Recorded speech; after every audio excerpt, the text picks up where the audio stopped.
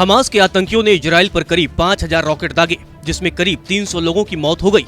जिसके बाद यह सवाल खड़ा हो गया कि इराक और सीरिया में आतंक मचाने वाला खूंखार आतंकी संगठन इस्लामिक स्टेट भी जिस इजराइल से थर थर कांपता था, उस पर हमास की हमला करने की कैसे हिम्मत हो गई।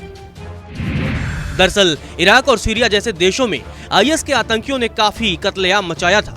उस समय आईएस के चंगुल से छूटकर आए एक पश्चिमी देश के पत्रकार ने बताया था कि इजराइल दुनिया का एकमात्र ऐसा देश है जिससे आईएस आतंकी संगठन भी डरता है। जुर्गन टोडेनहोफर नामक पत्रकार ने साल 2015 में इस्लामिक स्टेट के बंधन में 10 दिन बिताए थे और अपने निष्कर्षों को एक किताब में लिखा था। जर्मन रिपोर्टर ने कहा था कि आईएस जिस एकमात्र देश से डरता है वह इजराइल है। आतंकियों ने मुझे बताया कि वे जानते हैं कि इजरायली सेना उनके लिए बहुत मजबूत है।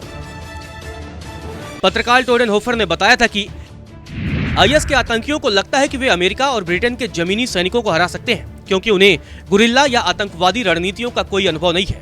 लेकिन वे जानते हैं कि जहां तक आतंकवादियों के खिलाफ लड़ने की बात है तो इजराइल बहुत सख्त है। पत्रकार ने आगे कहा था कि जिन आईएस आतंकवादियों से उनकी तुलना हुई, उन्होंने दावा किया कि वे ब्रिटिश या अमेरिकी सैनिकों से नहीं डरते, लेकिन उनका मानना है कि इजरायली रक्षा बल यानी आईडीएफ एक वास्तविक खतरा है। हालांकि आईएस ने अपने प्रोपेगेंडा वीडियो में इजराइल और यहूदी लोगों के खिलाफ कई धमकियां भी दी थी और यहूदी धर्म को खत्म करने की कसम तक खा ली थी, लेकिन इजराइल की धमक के आगे आतंकियों की एक न चली।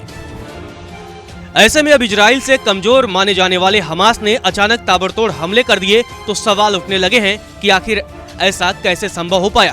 क्या खुफिया एजेंसियों से कोई चूक हो गई है?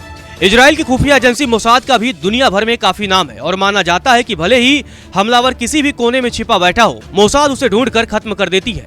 इस एजेंसी के बारे में कहा जाता है कि पहले वो अपने दुश्मन के बारे में पूरी तरह से पता करती है, उसके एजेंट रिसर्च करते हैं और फिर मिशन को अंजाम देती है। मोसाद के अलावा भी इजराइल में कई अन्य खुफिया एजेंसियां काम करती हैं, लेकिन सभी इस बार हमले का समय पर अंदाजा लगाने में विफल रही। हमास के हमले के बाद इजरायली राजनीतिक विश्लेषकों ने योजना और समन्वय के स्तर पर हमास हमले का अनुमान लगाने में विफलता पर सरकार की आलोचना की है। हमास ने आतंकियों के हमले के बाद इजराइल के प्रधानमंत्री बेंजामिन नेतन्याहू ने देश की जनता से कहा कि हम युद्धरत हैं। उन्होंने दावा किया कि हमास ऐसी कीमत चुकाएगा जैसा उसने सोचा भी नहीं होगा। नेतन्याहू ने कहा कि हम युद्धरत हैं, अभियान नहीं बल्कि युद्ध छिड़ गया है। नमस्कार, मैं हूं मानक गुप्ता। अगर आपको हमारा ये वीडियो पसंद आया हो तो इसे लाइक और शेयर जरूर करें और हाँ, हमें सब्सक्राइब और फॉलो करना ना भूलें ताकि आप देश और दुनिया की कोई खबर मिस ना करें। तो जुड़े रहिए हमारे साथ और देखते रहिए न्यूज़ 24।